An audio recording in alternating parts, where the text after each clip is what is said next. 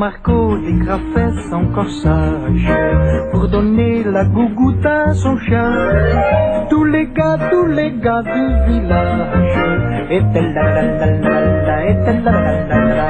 Et Marco, qui est simple et très sage, présumé c'est à pouvoir son chat.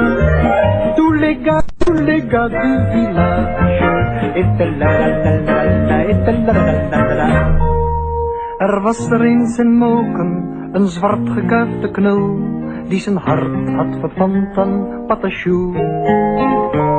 Ander liedjes, ander charme en ander plus de bouche, maar van Frans weet hij niets, rien du tout. Maar dat kon hem niet beletten om te zingen zoals zij, met de air van een echte chansonnier. En toujours zong hij haar liedjes, maar dan op zijn Jordanees, sur les places en in de rue de Régalier.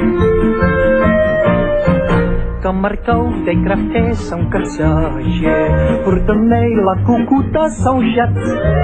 Tous les corps de village Pangerel de gedel.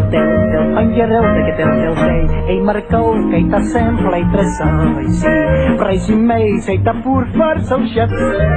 Tous les corps de village Pangerel de gedel. En ieder vond het prachtig en ieder vond het goed. En men zei, jongen, een natuurtalent. Alleen zijn uitspraak, kijk, daar moet hij wat aan doen. Want hij zingt iets of wat met een accent. En toen is hij dan gaan lessen bij een Franse professeur. Begon bij le cheval et dans le pré. Maar die leraar was geen beste, die kwam uit Stadskanaal. En sindsdien zingt hij zijn liedjes heel banaal. Que Marco dégrafait son cassage pour donner la coucoute à son chat. Tous les cas de village van je ta-ta-ta-ta-ta, van je ta-ta-ta-ta. Et Marco qui est simple et très sage, présumé c'est à pour faire son chat. Tous les cas de village van je ta-ta-ta-ta-ta, van je ta-ta-ta-ta, van je ta-ta-ta-ta-ta-ta-ta.